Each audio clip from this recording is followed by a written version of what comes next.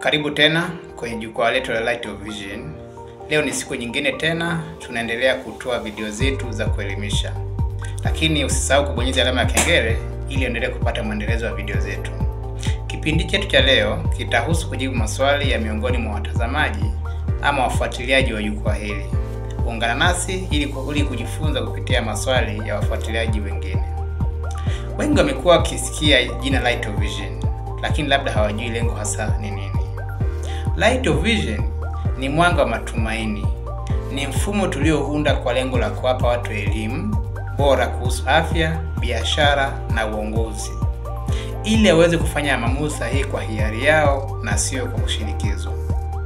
Pia wafuatiliaji wengine wamekuwa wakiuliza tofauti ya Light of Vision na majukwaa mengine ni nini? Sisi tunatofautiana na mifumo mingine kwa sababu sisi hatuwauzii watu bidhaa pekee, bali tunatoa elimu bora za afya, kilimo, kipato endelevu, usafi na mtindo mpya wa maisha. Kama tunavyopenda kusema, elimu ni mwanga na mwanga huu ndio Light of Vision. Pia sisi hatulengi mauzo ya haraka, bali uelewa wa kudumu.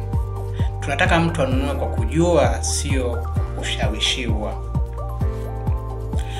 Tunapenda kusema pia, mtu anayefahamu thamani ya bidhaa huwa ni mnunuzi wa kudumu. Na zaidi, Light of Vision inalenga kuandaa viongozi wa biashara, sio wafuasi. Kila mshiriki anafundishwa jinsi ya kumiliki biashara yake, kuongoza na kuchagua njia ya maendeleo ya jamii.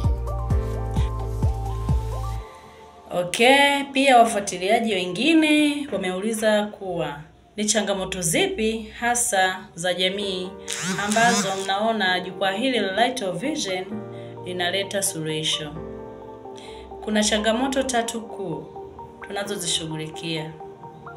Ya kwanza, kupitia elimu ya lishe na matumizi sahihi ya bidhaa bora tulizonazo, tunasaidia watu kuepuka magonjwa sugu kama vile presha, magonjwa ya moyo, kisukari, matatizo ya kinga ya mwili na kadhalika. Lakini pia kiuchumi, tunafundisha watu namna ya kuanzisha na kumiliki biashara halali inayojenga kipato endelevu na cha kudumu. Zaidi sana, namba 3, ajira kwa vijana.